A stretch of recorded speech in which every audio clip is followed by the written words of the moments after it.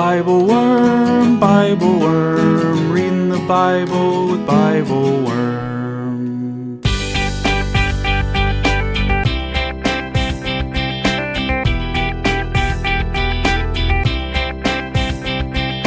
Welcome to BibleWorm, getting to the core of the biblical text. I'm Dr. Robert Williamson, professor of religious studies at Hendrix College and theologian in residence of Canvas Community in Little Rock. And I'm Dr. Amy Robertson, Director of Lifelong Learning at Congregation or Chadash in Sandy Springs, Georgia. We're here every week to discuss the biblical text, both as biblical scholars and as people of faith, one Jewish and one Christian.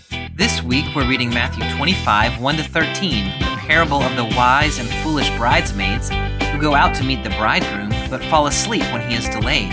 The 5 wise bridesmaids have enough oil to make it back to the wedding. The 5 foolish ones neglect to bring extra oil and so are shut outside. Once again, this parable warns us that the kingdom of heaven will be delayed and then come all at once, so we must always be prepared. We wrestle with the individuality of this parable. Why can't the 5 prepared bridesmaids just share their lamps with the unprepared ones? But ultimately, we conclude that there are some things we just have to do for ourselves, and keeping oil in our metaphorical lamps is one of them. Like it or not, no one can live a righteous life for us. It's up to us to be prepared. Thanks for joining us.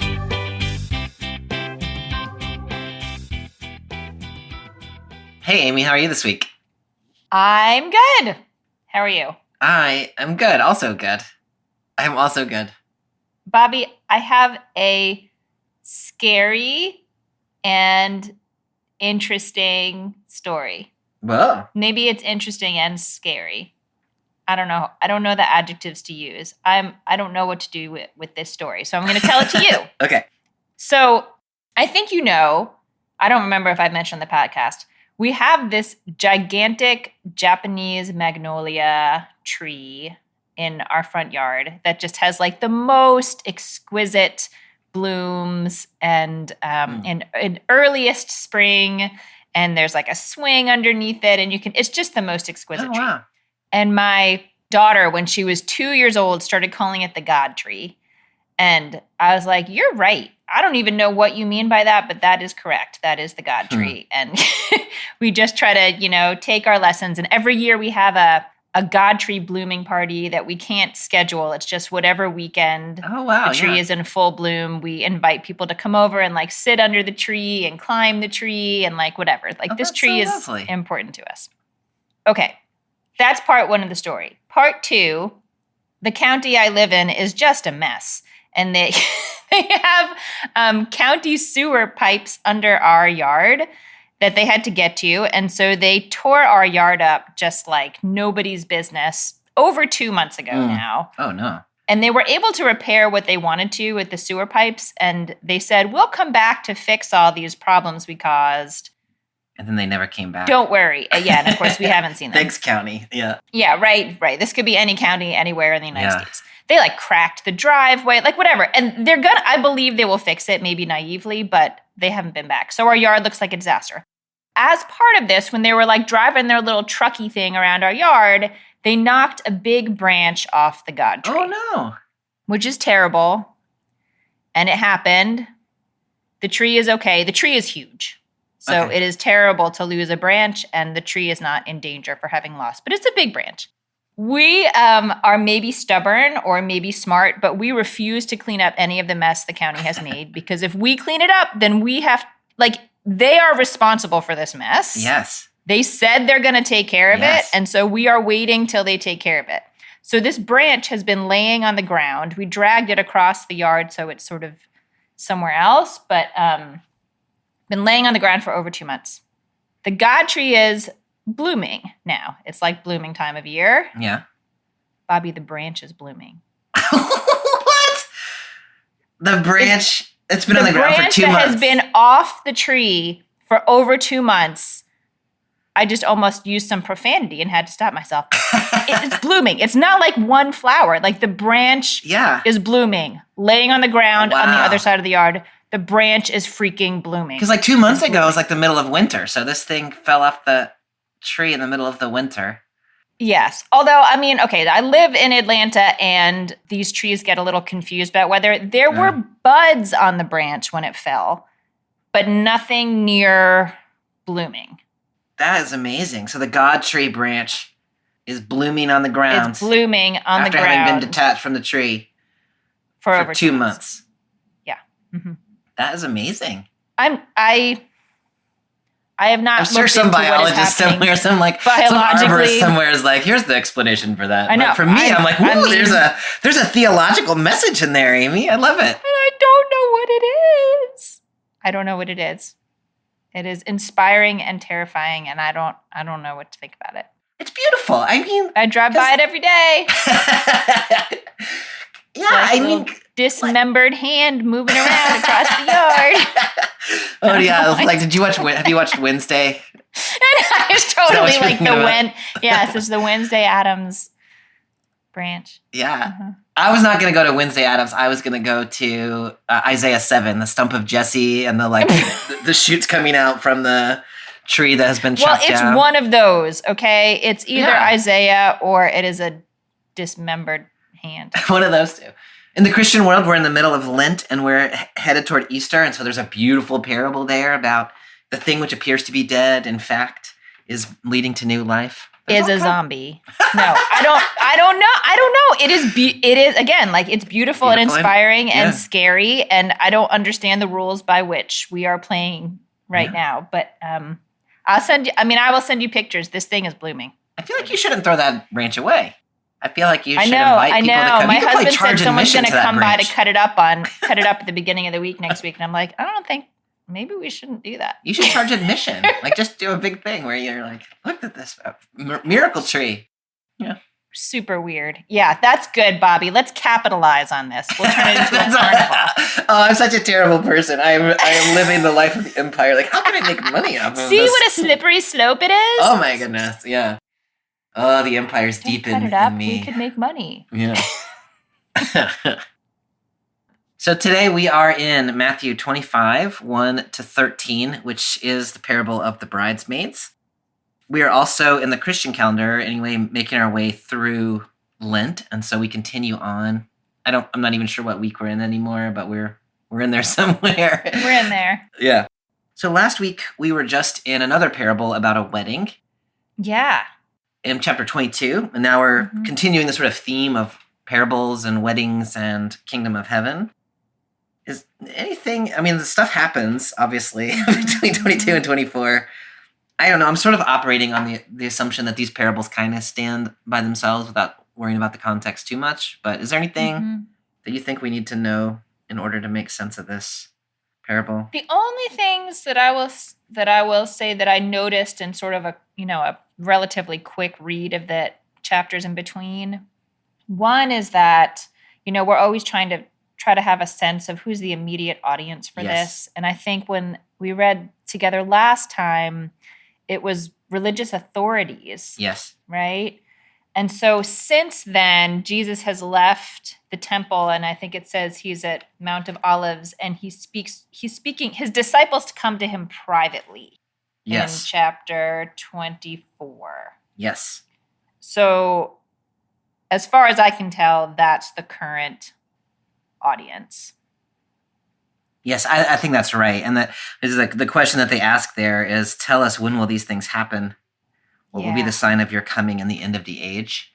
And so then we've got this long series of parables that seem to be, we've been talking about the kingdom of heaven as a present reality and also as a future fulfillment or something like that.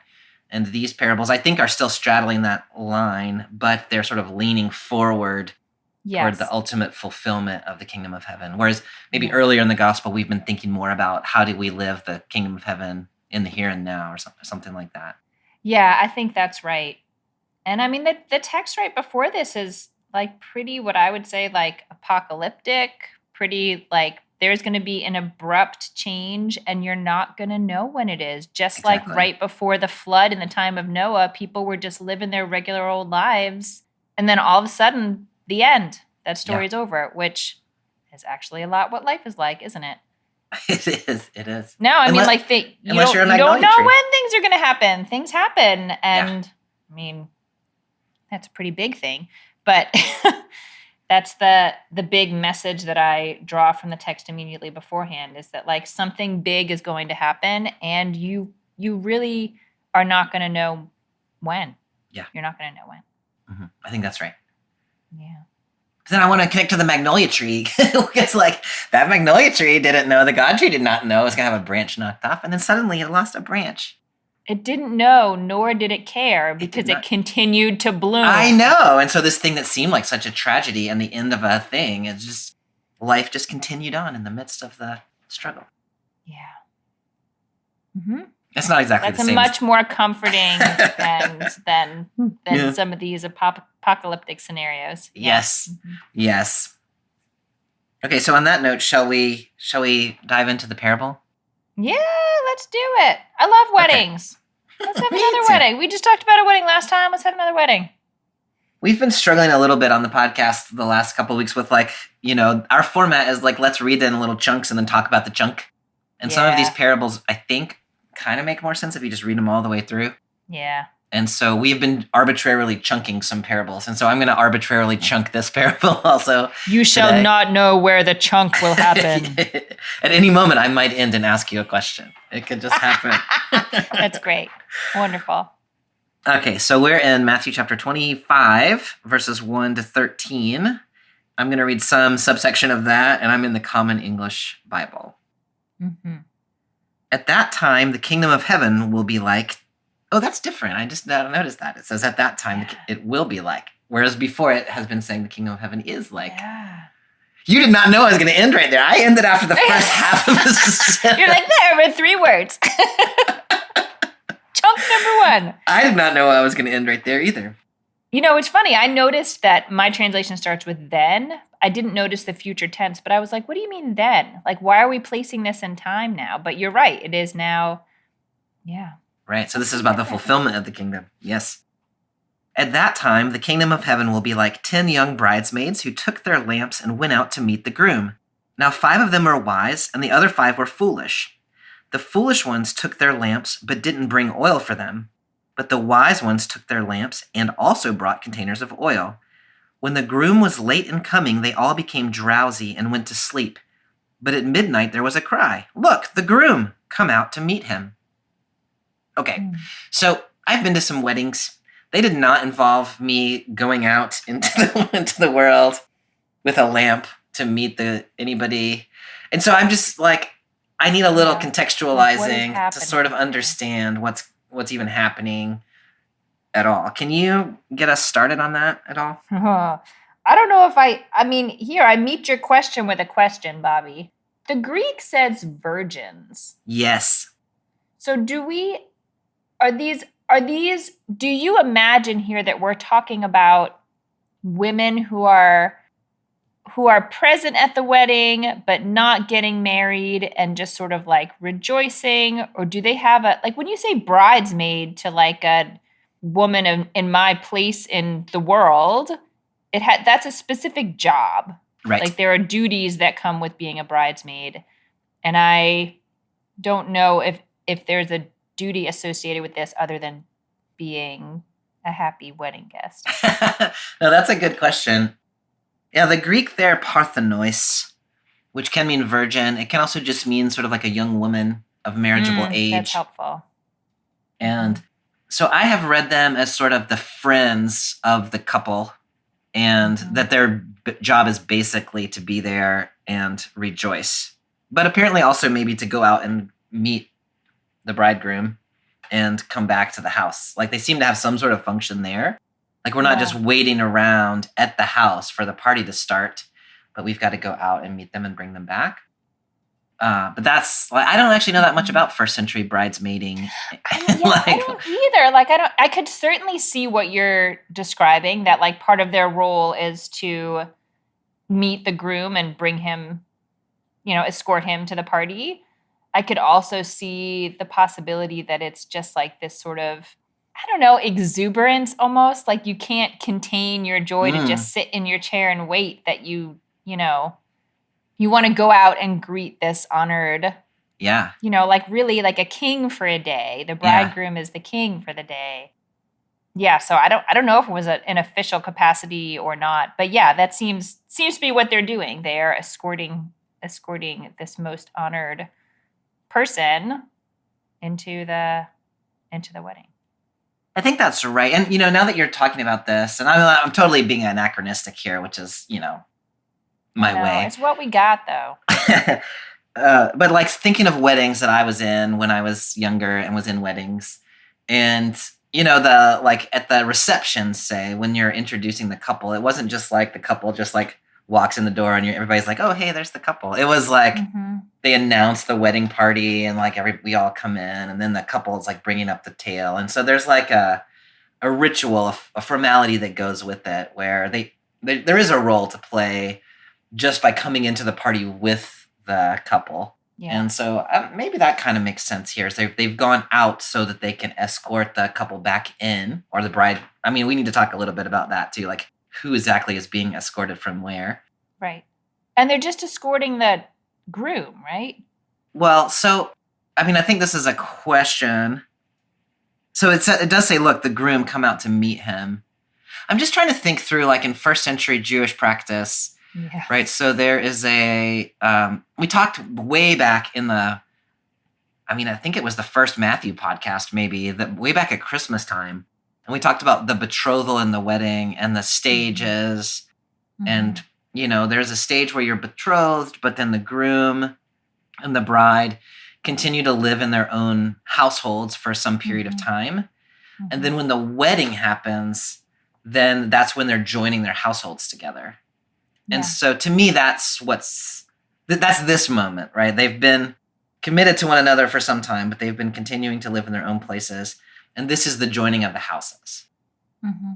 What I'm less clear about is whether what's happening here is that the groom is coming to the bride's house, like the father of the bride's house, and they're going to have the party there. Mm-hmm. And so these are the bride's sort of attendants who've come out to meet the groom. That makes sense to me. Or whether the groom has gone to the bride's house to finish negotiations with the father and then is bringing the bride back to his house. And so these are the groom's relatives or groom's friends or something. You seemed more persuaded. Your face seemed more persuaded by the first of those, that the groom is now coming. No, I realized as you're talking that okay, so they're going they're going into a wedding like now, right? Yes. Yeah, I don't know. Again, like this, even knowing what I know of sort of what a traditional Jewish wedding looks like now, I don't know what it was like in the first century. But there is also often a period of separation immediately before, like for a period of time before the wedding. Right. Really just to sort of like heighten the anticipation heighten the joy of the day. So I guess I'm picturing that at this point they're ready for they're ready to actually make their covenant and become wedded people, become a married couple, and that wherever the bridesmaids are bringing the bridegroom is where the bride. I see. Oh, that makes a lot of sense to me. Yeah. Like, I don't know that we need to know exactly. We just need to have some sort of framework for understanding. And that to me is a great framework. So then what's happened is the bridegroom has been in his place. The bride has been in her place.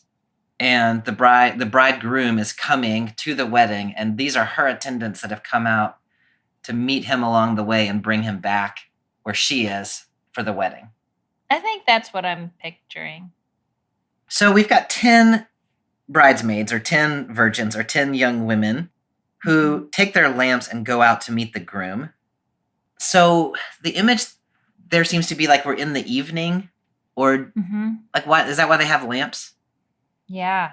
It must be that. Yeah, it must be that it's in the evening. Or I'm picturing it in the evening. I guess it could be not evening yet, but then it seems like the foolish ones would have just forgotten their lamps. Also. Right, because even the foolish ones have lamps. Right. Have lamps. Right. Yeah. So we're told that there's 5 of them are wise and 5 of them are foolish, and what distinguishes those here is the foolish ones took their lamps but no oil, and then the wise took lamps and a little container of oil. So I'm just trying to picture what's going on here. Like we've got like lamps that are like a almost like a torch. Is that how you picture it? Like you dip some cloth in a oil and light it on fire and it burns for a while. Yeah, that makes sense. Yeah, no, that makes sense. I guess I was picturing it smaller than a torch, but it's the same mechanism, so it doesn't matter. Yeah. Yeah, the idea being that you need to continue to have some oil wetting that cloth or whatever it is, wick.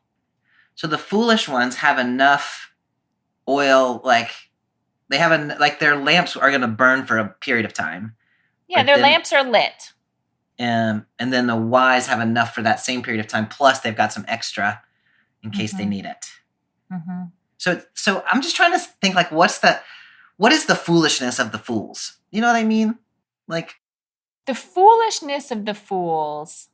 This is how I'm reading this right now, but it makes me want to be foolish in some ways. I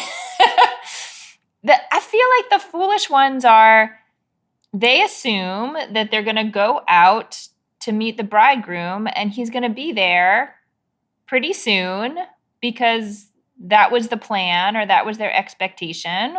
And they don't really think beyond the moment that they're in. Like the moment that they're in is it's dark and we're going to meet the bridegroom. So bring a lamp and go meet the bridegroom. Right. And he's going to be there. We got plenty of oil in our lamp to meet him where he said he was going to be and bring him back to the house.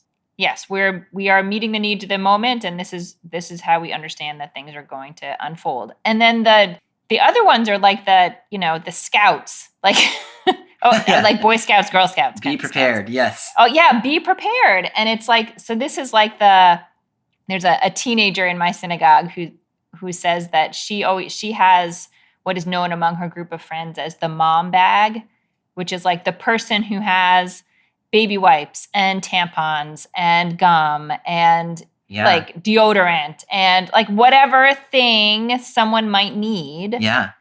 She's always got it in her bag. And you always want to have a friend like that. Yeah. So here the wise are the ones that bring the mom bags and the fools are the ones. The wise are the ones who bring the mom bags, who are like, we don't really know how this is going to unfold. And so we'll just, they bring the just in case stuff. Yeah. I'm definitely a foolish bridesmaid. like in the living of my life. I often say that like I strategize my life about how everything's going to fit together, right? And so I have the right number of things and the right,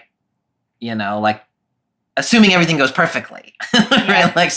Here's the 10 things I can do today, and I can get them all done as long as nothing goes wrong.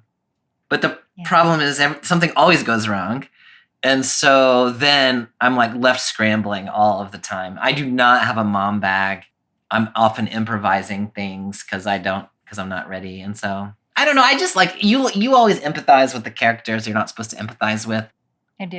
And I'm empathizing with these bridesmaids who just the bridegroom said he was going to be there at whatever time. So he should have been there, and it's something I did not need to bring extra oil. But it makes me think of, again, these are such modern situations, but the amount of extra stuff you bring with you if you're traveling with a small child. How many outfits might they poop through? Yes. I don't know, how, but all of a sudden it's your job because you're the parent and you have to do it. Yes. And in the really tiniest way, going back to this sort of wedding bridesmaid metaphor, but also in a totally anachronistic way. When I have been someone's maid of honor, I know that I have to do the extra mental work of I don't want anything to fall on the bride. Yes. To become her problem. And so it is my job to hold all the possible anxieties. Yeah. And foresee everything. And so again, that's a really modern, they don't need safety pins in the ancient world or whatever. But to do the extra work of anticipating what ends might come. But what's interesting for me in both of those personal examples for me is that it always involves someone else. If I'm just taking care of myself, I don't usually worry about it. I don't. Oh, yeah. I can just figure it out as it goes. But if I'm responsible for this small child, or I'm responsible for this bride, or I'm responsible for whatever, then I feel that like, okay, you actually can't just stay in the present moment. You have to go to the anxious place and anticipate all the bad things that might happen, so you'll be prepared for them, which I feel like is actually not super Matthew-y, because didn't he also tell us not to be anxious at some point? Yeah, do not worry about tomorrow, what you shall eat or what you shall wear. Worry a little bit. Yeah. Not about what you should eat or what you, I don't know. I don't want to like mix all the things together. So never mind. Put that aside for now. But that's how it strikes me as a modern person sort of reading this, is that there are situations where you do actually need to worry about possible scenarios. I really like that. That helps me a lot. So maybe the foolishness is that they're not anticipating possible things that they might need to adapt to. They're just assuming everything's going to go perfectly right. And I mean, you're totally right. Like and I'm still adjusting to this as a parent, even though I've been a parent for 5 years now. But like, I live my life kind of by the seat of my pants, and I'm just improvising all the time. And you can't improvise, you know. You end up having to like Lion King your poopy baby in the parking lot of the Denny's. Yeah, really ups the ante there. Yeah. So not that actually happened to me. That was just a totally made up story. Yeah. Sure. Anyway, yeah. Now the thing that gets me about this story is that they all fall asleep. I know. And I don't know. I like when you sort of start into the story, you think like, oh, the worst thing you could do in this story is fall asleep. But all of them, the wise and the foolish bridesmaids, all fall asleep. So I don't know. Like, yeah, somehow I kind of like that it's not about you got to be awake all the time. Yeah. Yeah. I like that it's in there. And, you know, when I first got to that, I was like, oh, is that going to get them in trouble? You know, is there going to be judgment on that? Although the fact that it already called some of them wise and the wise ones fell asleep too, I was like, maybe there's not going to be judgment. But it does, I feel like it softens a little bit the sort of ratcheted up, pay attention to all the possible dangers and all the different outcomes. It sort of is like, and you live in a human body, and human bodies have human needs, and one of them is sleep. Yeah. So, yeah, at least there doesn't seem to be any problem with it here. Yeah. So it's not that you're having to fight the sort of natural tendencies of being a person in the world, but you're having to account for like them somehow. Like, yeah. I want to know, I mean, maybe we're not supposed to ask this question, but I want to know what's up with this bridegroom. Like, that dude should have been there. He said he was going to be there. I know. Making those poor bridesmaids fall asleep in the woods or wherever they are, like, that just seems like bad etiquette. And yeah, like, I don't know. Maybe we're not supposed to be thinking about that, but I kind of want to know where is that guy? Let's assume that he stopped on the side of the road to help an elderly person with a flat tire. Yeah. We do not know why the Messiah tarries. I mean, the bridegroom. We're definitely just reading this as the bridegroom. We don't know why. Yeah, I mean, in a lot of ways, it's, you know, like I'm, you know, wanting to stay, of course, in the register of like the story as it's told here, and also it feels like it will register really different once we flip it into the other register. But yeah, no, I don't. It's rude. It's rude to be that late. I mean, to be fair, Matthew has already tipped his hand, or Jesus has. At that time, the kingdom of heaven will be like he's already given us the register, right? But yes, I still do think it's worth trying to think through, like we do, the story as a story. This is one of the places where I like the interpretation that the bridegroom has gone to the bride's house to get the bride and bring her back to his house, even though it introduces some other complications, as we were talking about earlier. But then, I mean, at least sort of at the level of story, like, maybe there's still some negotiation to be done, or maybe, you know, like to finalize the ketuvah or whatever, or maybe the bride is yet getting ready for the wedding. And so, like, why the tarrying is because, like, stuff happens in this process and it's complicated. And so he couldn't necessarily just control. Like, if he's just coming from his own house, then you're like, you should have started getting ready a little earlier or whatever. Yeah. But I think, so I like that because it kind of gives me a place to hang my hat in terms of why the delay. Yeah. But I also think there's something instructive about just like we don't know why the delay. And like part of the issue is these bridesmaids assumed there wouldn't be a delay. And so it was totally reasonable that he would have been there on time. Yeah. I was talking to... No, sorry, go ahead. No, I just was going to say I think that's right. And I think it's important, in this parable, as generally it's important that there's just stuff you don't know. Yeah. There's a lot of stuff going on, whether it's, working out negotiations related to the wedding or signing the ketubah or finding the right witnesses to sign it, or whether it's, the proverbial stopping to help someone else along the road. And so that delays you, like, or any number of other things. Like, and we just don't have access to that. We don't actually know. We don't know why. Right. I was talking to the pastor of Canvas Community, where I'm the theologian now, and he was talking about that. Like, he works with people who are very like punctual, like you've got to start this thing at 9:00 or whatever. Yeah. And he's like, my life I spend with people who are homeless, and like they don't always know what time it is, and like they do that sort of thing where they're just like, I was on my way to meet you, but then I saw my friend that needed something, so I helped them, or I ran into somebody I haven't seen for a while, and so I talked to them, or like, it's like, there's only a certain mindset in which punctuality is the be all and end all, and there's a whole lot of mindsets in which things. I got to help somebody, or somebody's ox fell in a pit and I had to help them out, or whatever it is. In any case, our bridegroom has been delayed and our bridesmaids have fallen asleep. And then there is the cry that comes out at midnight. So we're deep into the darkness here, like well past the time when you ought to be presumably starting a wedding. And then the cry comes out, here comes the groom. Let's go meet him.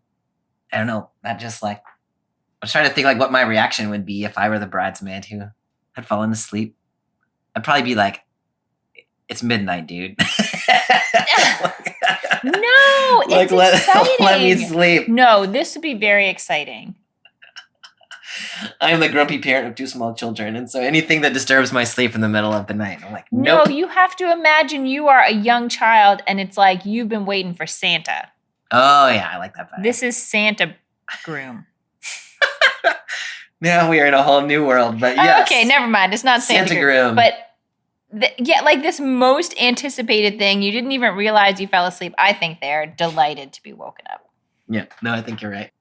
I'll try to disinhabit my grumpy dad and inhabit my gleeful teenage girl.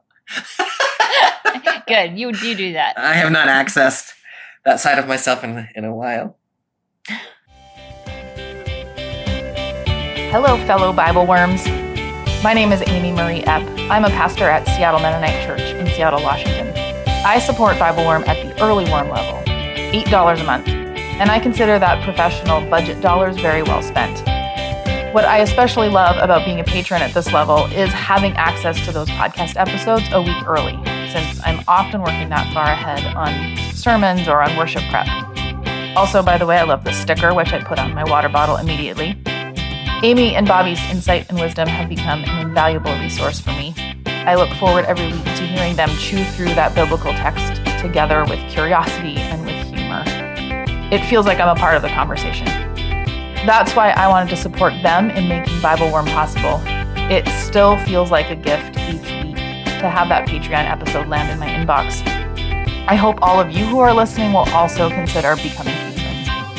And now, back to this week's episode.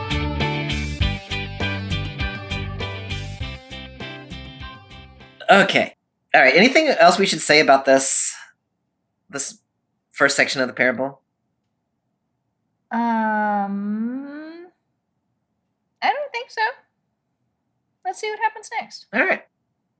Then all those bridesmaids got up and prepared their lamps. But the foolish bridesmaids said to the wise ones, "Give us some of your oil, because our lamps have gone out." But the wise bridesmaids replied, "No, because if we share with you, there won't be enough for our lamps and yours.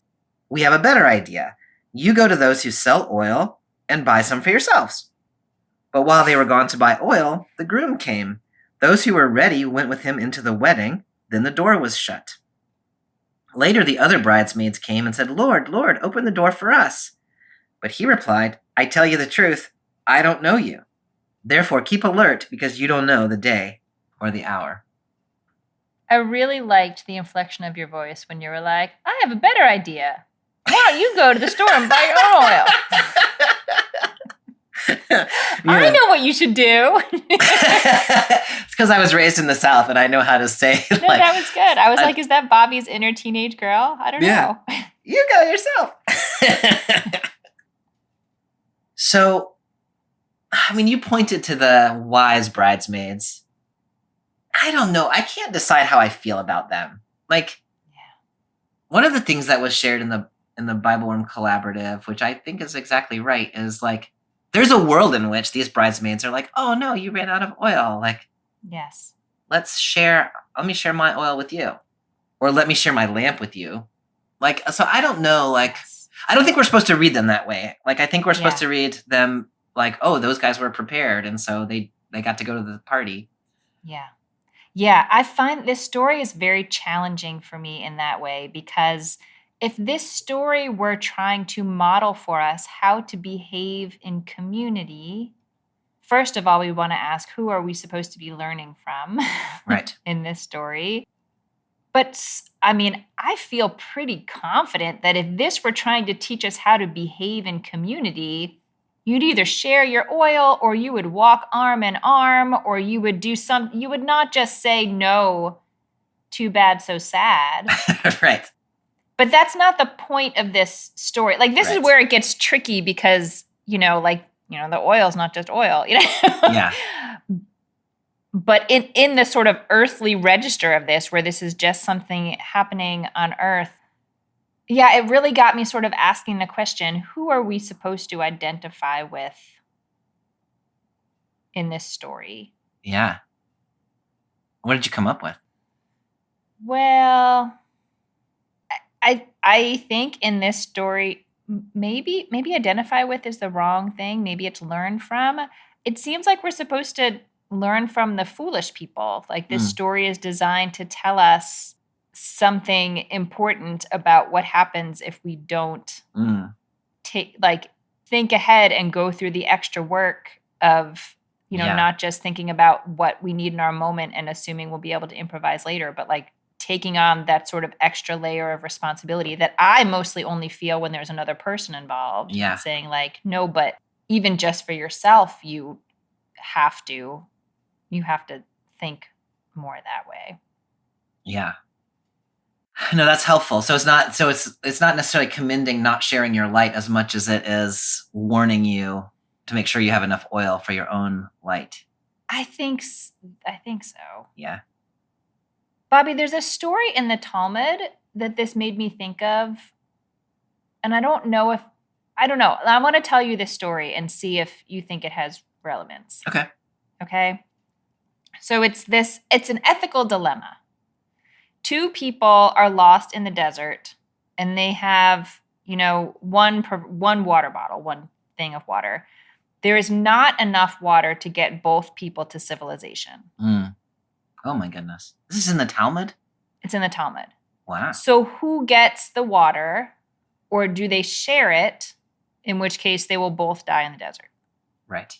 So one rabbi in this argument, Ben Petora, says the solution is to share the water, even though you're both going to die, because both dying is better than living and watching the other person die.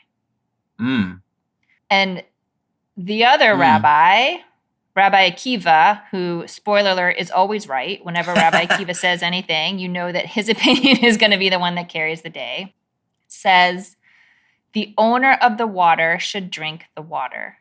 And he cites this verse from Leviticus 25, which is that your brother may live with you, meaning like the goal is for your brother to live with you, not for your brother to live and you to die. And we have an obligation to care for our own lives. And of course, we have an obligation to other people too. But if only one person can drink the water, it should be the person who brought the water. Oh, that's really interesting.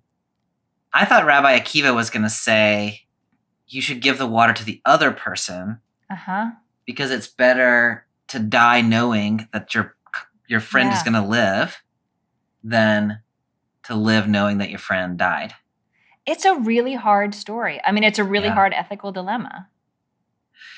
I mean, it is. And I mean, I think that's so interesting because, Akiva was more or less contemporary with Jesus. And so these sorts of stories are circulating in the Jewish world. And, it's helpful because, to me, there's two questions here. One is, if you just assume that what they were going to do is share the oil for their lamps. Yeah. And if there's not enough oil to get you back to the house, if you split it, then what you end up with is everybody just ends up in the dark. And then to me, that's parallel to the story that you're telling about there's not enough water to get everyone where they need to go. There's not enough oil to get everyone where they need to go. Yeah. And then that ends up being sort of the same. It's better for those who are prepared to make it back while the others get lost in the dark than it is for everybody to get lost in the dark.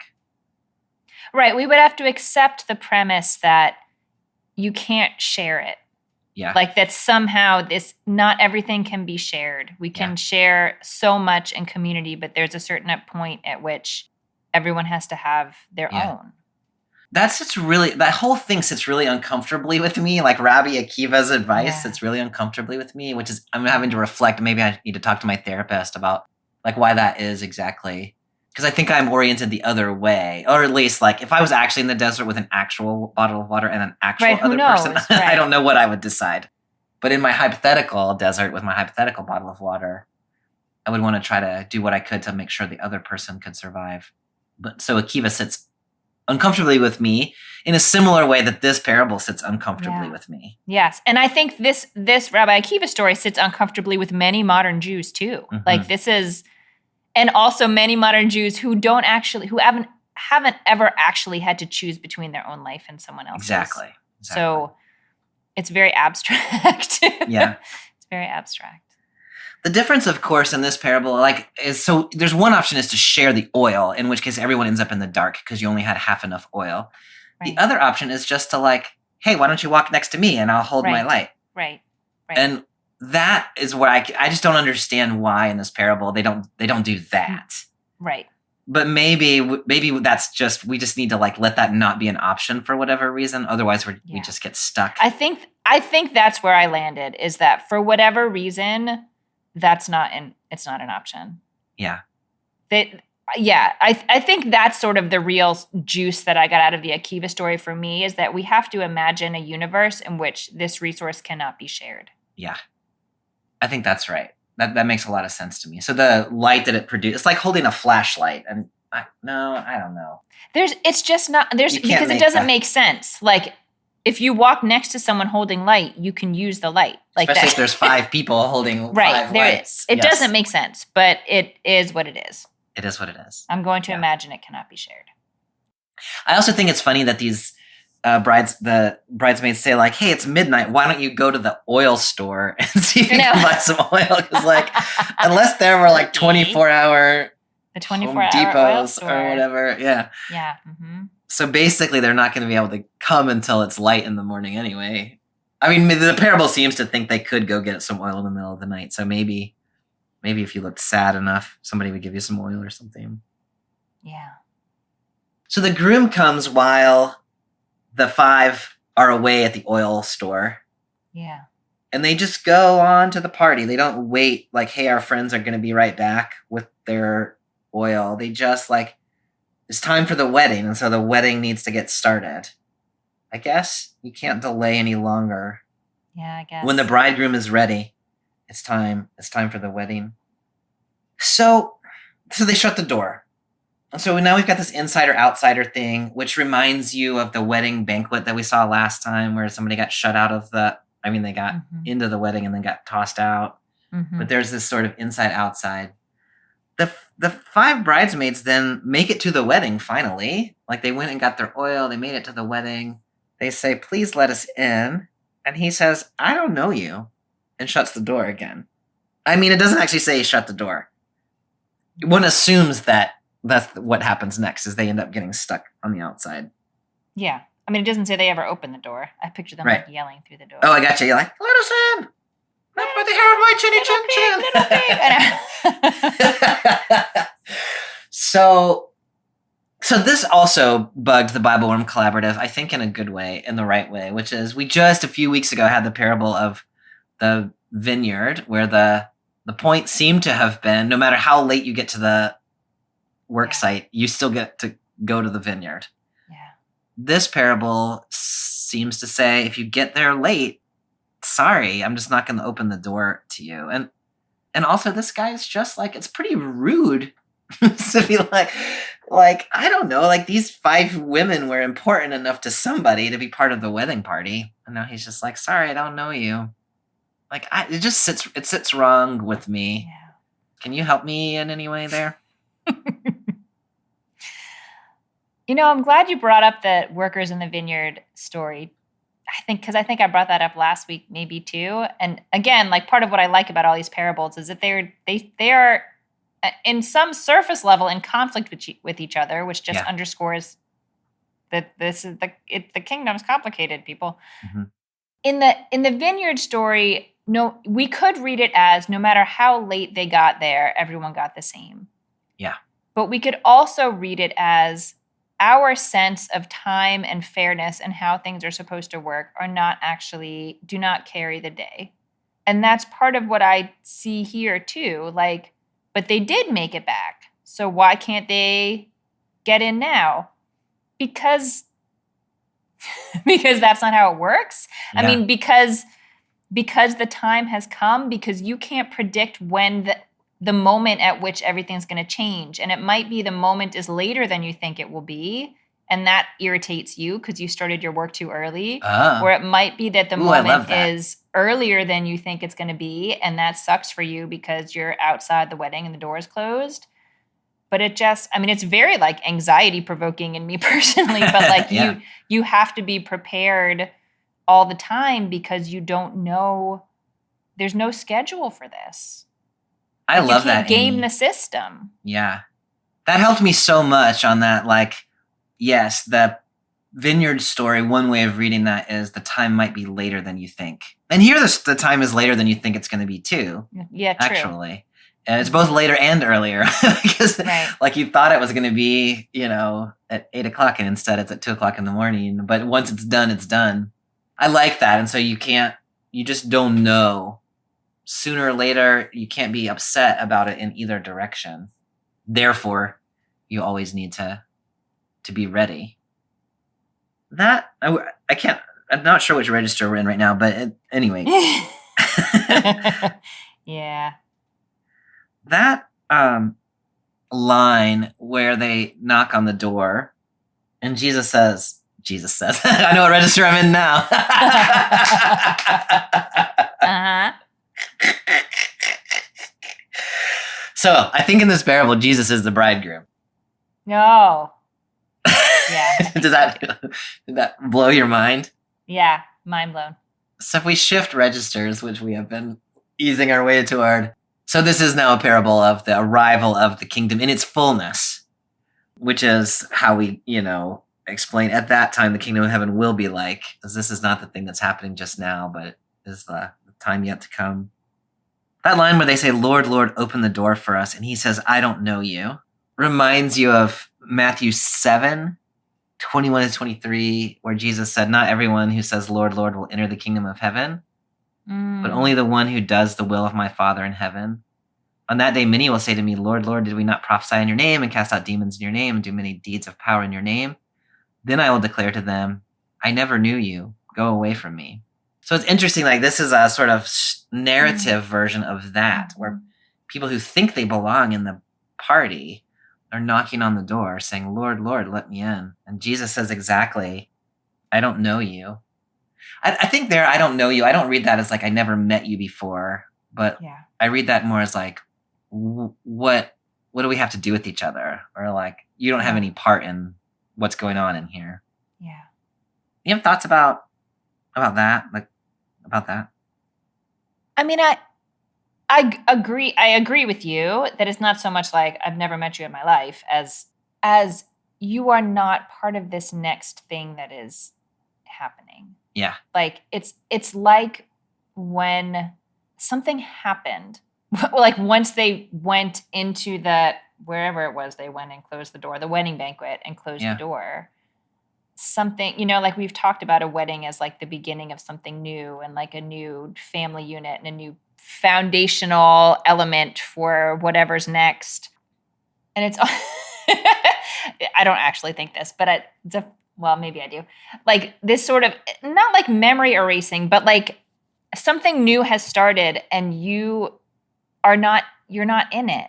Yeah. Like, and so by calling to the bridegroom through the door, it's like, remember the connection that we have. And because of that connection, open the door. Yeah. But because something has shifted, they don't have that connection anymore. Like it's, I don't know how to, it feels almost like this like metaphysical change has happened. Yeah.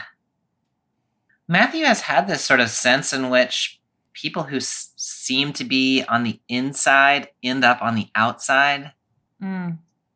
So like last week, that guy who made it into the banquet but then didn't have the right clothes and got kicked out, or the weeds and the wheat that were all growing together and you couldn't tell which was which. But then time shifted and it was harvest time and now suddenly there is a sorting.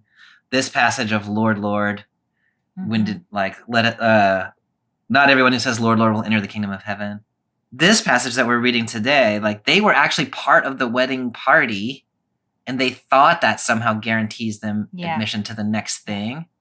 But in fact, you had to do with the one more thing, like you had to actually be ready. Right. They were part of the wedding party, but as part of the wedding party, you have to have that extra element of like taking responsibility for what's going to happen. Like you can't just ride the coattails of the wedding party, and they didn't do that. Right. I am somebody who I do things like this from time to time where I sort of like, I make it to the stage before the thing. I can't think of a good example right now, but like, I just sort of assume that the outcome is already determined. And so like, it's going to turn out the way that I imagine. Yeah. And then I don't do whatever the next thing is where you've got to like, it would be better if I had an actual example instead of just like retelling the parable and just being like, I totally do that. Yeah, I do that sometimes. But I do that sometimes where I just assume that things are guaranteed and then I realize they're not. And like here it's about sort of the kingdom of heaven. So you don't want to mess that one up. You know what I'm saying? Yeah. Amy, I was teaching, you said this makes you anxious. I was teaching Matthew in one of my classes and just a few days ago. And one of my students said, this idea that you have to do stuff constantly makes me really anxious. I was like, yes, it does. And this is actually, I think, Martin Luther's problem that started the Protestant Reformation was the sense in which, like, can you ever know that you are doing enough to guarantee that you are part of the wedding banquet? And to which his answer was no. And so his solution was, well, but God is gracious, which, would suggest something like, if, this bridegroom is going to open the door for you. But Matthew's bridegroom does not open the door. It doesn't. Yeah. So that Matthew has had all the way through a little bit of it's not exactly works righteousness, but it is that being invited to the party requires some things of us. And like the list has been kind of long and complicated. Okay, this is really dumb, but I can't stop thinking about it, so I'm going to say it. Have you ever been on one of these like group tours? Like the first time I went to Israel, it was like a big group tour. And so it's like they tell you have 2 hours to walk around this place and then come back and meet the bus here at this time. Right. So what I was thinking was in those situations, which many adults don't like because you have to give up a lot of control. Yeah. A, you cannot be late. That bus will leave you. It could leave you. Right. And B, the bus might be late. Like you have to be on time, but you're still not controlling the outcome of things, which is super frustrating. And also, like I recognize moments in my life that feel like that. And it's just, it can drive me crazy, or I can get to a point where it's just sort of like, there's only part of this equation that is yours to worry about. Yeah. you have to take care of that part. No Yeah. one else can do it for you. There are real consequences if you don't.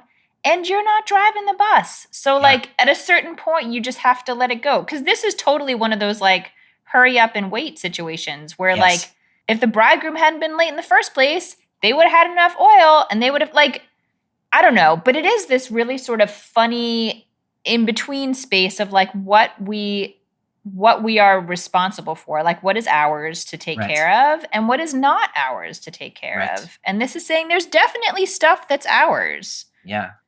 This story is more on the side of there's stuff that we have to take care of. I think that's exactly right, Amy. That's really well said. If I'm a character in the story, I know that I should have had more lamp oil. Mm-hmm. If I am a person in the world for which this story is a lesson about something else, what is the oil? I got to have extra oil for my lamp. How do I do that, do you think? You know what I think is so ironic? I think that one of the ways you would have extra metaphorical oil in your lamp is to give more of your literal oil to for your lamp to other people. Yeah. I mean, I think it's, last time we talked about that he's not in his wedding clothing as somehow like being dressed in righteousness or something like that. I think it's the same kind of thing. I mean, I think these are your like truly righteous things that you do in the world, not just your religious observances and not just your things you do when people are watching, but the good you do in the world. Yeah. It reminds me of the passage back in Matthew 5 that we talked about where Jesus says, you are the light of the world and don't hide your light under a bushel and so on. I love that. Yeah. Mm-hmm. Yeah. So there's a certain kind of life that you live that is both pleasing to God and also is showing other people how to live. And you've always got to be prepared to do that, even if you have to do it longer than you thought you were going to have to do it. Yeah. Oh, I love that, Bobby, because it adds to, for me, this element of like, yes, you do what is pleasing to God, but part of what is pleasing to God is being authentically who you are. Yeah. And so it's not this, there's a word for this that I can't think of, but it's not trying to squish yourself down and fit into some mold that's actually not right for you. It is being the best version of yourself in a way that is mindful of everyone else in the world and caring about everyone else in the world. But it's not, we mentioned before, like they can still sleep. They're in human bodies. Right. God put them in those bodies. So, I mean, what you going to do? Like, your body needs to sleep. Yeah. No, I think that's right. And so then it's not that you can never rest. It is that at any moment you need to be prepared to wake up and relight your lamp. And so that becomes, in some ways the message of this parable seems very similar, as you were mentioning, to the one we read last time, where we were basically like your wedding garment needs to be like your second skin. You just always need to have it. This seems similar to me. Like you need to be so accustomed to living the kingdom life that when you wake up, you just do it because it's like so in you. Mm-hmm. And so, so it just needs to become a second nature for you to live out the way that Jesus has been teaching in this gospel. So when the bridegroom shows up at any moment, you've got oil in the tank, so to speak, in your life of righteousness. Yeah. The last line of this thing just makes me laugh because it's, Jesus has told this parable and then he says, therefore keep alert. Does the NRSV doesn't it say like don't? Keep awake, therefore. Keep awake, yeah. For you know neither the day nor the hour. Yeah, which I take the point is like the point you were making, that the delay, you don't know. It could be right now, it could be later. But the fact that it says keep awake and then everybody in the story was asleep, just funny to me. Yeah. Because that wasn't the point of the parable. No. The point of the parable was when you fall asleep, be prepared to wake up. Anyway. Yeah. The point of the parable is, whatever you just said. Be prepared. Be prepared. Yeah, this be might prepared. last Be longer ready. than you thought Be it was ready. gonna. Yeah. Yeah. Anyway. All right. Okay, Amy. So when you think about this parable and what it might speak to our contemporary world and communities of faith, where do you land? Bobby, one of the things I both really appreciate and struggle with in this parable is that the individualness of it. Yeah. And we've talked so much throughout reading the Hebrew Bible and the New Testament about community, community, community. How do we live in community? How do we care for one another? What does it mean to be a community? And really have tried to push against a little bit, or at least I have, this sort of modern Western conception that everyone's in it for themselves. And Right. the thing that matters is pretty much just that you get yourself saved. Yeah. Whatever saved means to you. And so I struggle because you can absolutely read this story and come out with that. Like, yep, it's Yes. every man for himself and get your own oil. And so I think we have to be careful Yes. in reading this text that it doesn't wind up being that way. Because I really do think that the way that you get the metaphorical oil is to give away the literal oil. But I also really appreciate how it makes it really puts a fine point on the idea that there are things we can do and need to do for each other in community, and that not everything can be shared, and there are things that we have to feel urgently to do for ourselves. And they're not like material things. And so this parable seems weird because this parable is told in the realm of material things, and that's a little confusing. But to really feel that there's no one else who's going to be able to get your proverbial house in order in this way. Like, it really is you, and it is worth doing in the way that it's worth caring for your child, and it's worth caring for your neighbor. And, I think sometimes I need that sort of pointedness in order to feel like that's I don't know, a good use of time and energy. I don't know. But I think this is a tricky parable, Bobby, because it's told in the realm of the material, and it's not about the realm of the material. I think it's tricky. I think that's right, Amy. I'm glad you said that thing about the way to get metaphorical oil is to give away your literal oil a second time, because I missed it the first time. And now I'm like, oh no, yeah, that's exactly right. That the oil in this is tending to your neighbor in the ways that Jesus has taught in the Sermon on the Mount, and also that Moses has taught in the book of Deuteronomy. That's what the righteousness that is the light for the lamp is. That's really helpful to me. Like, I take your point that it's like sitting a little awkwardly in this parable. That's really helpful to me, that ultimately this is about tending to your community, but it's about like what that does for you. Yeah, right. What about you, Bobby? What's rising up for you? I started out, Amy, thinking that this is just the same as last week's parable. Like, why are we talking about it? just to be perfectly clear. But now that story that you told from Rabbi Akiva is really lingering with me, and the sort of like irritant. It is.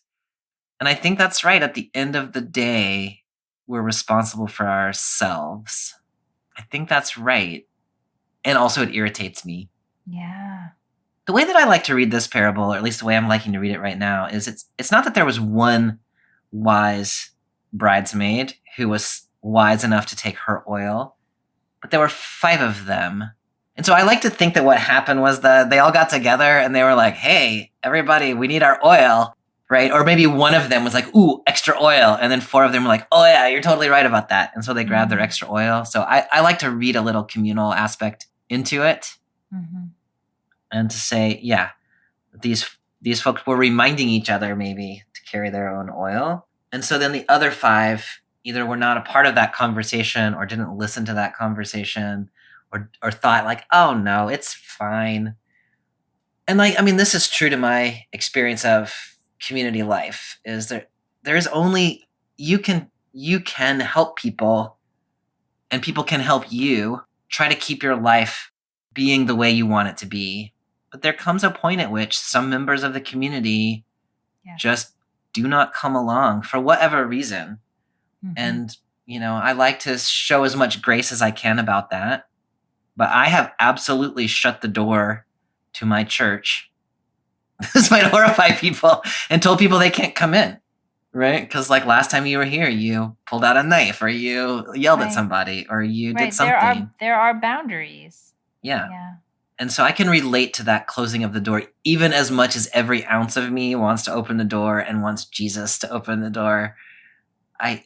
There's times when the door cannot be opened because someone has not been able to live the life.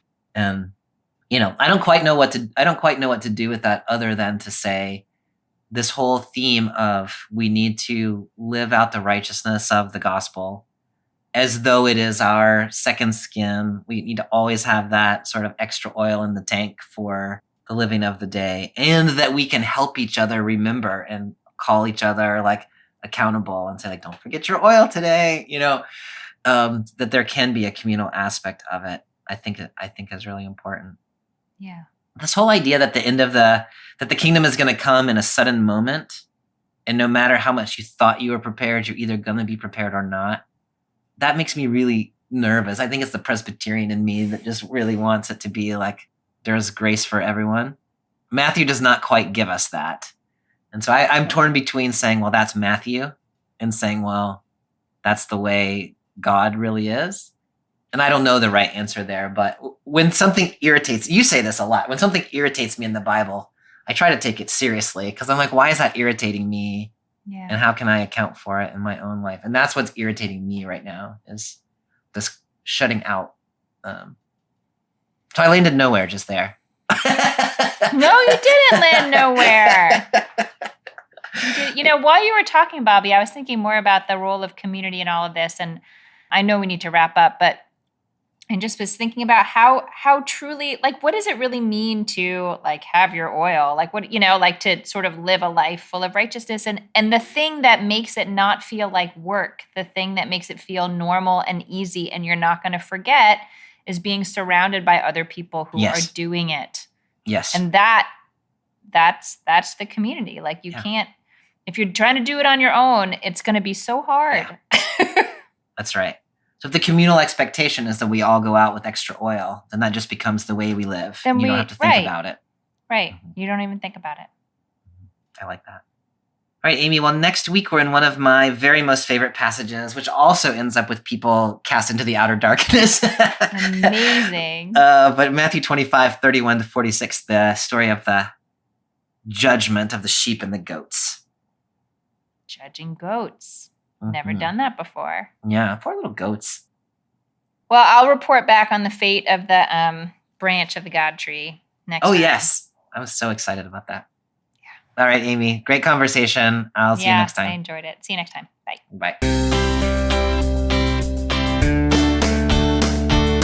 Thanks for joining us for this week's episode of BibleWorm. If you've enjoyed this free podcast, we hope you'll help us keep it going by joining our Patreon for as little as $4 per month.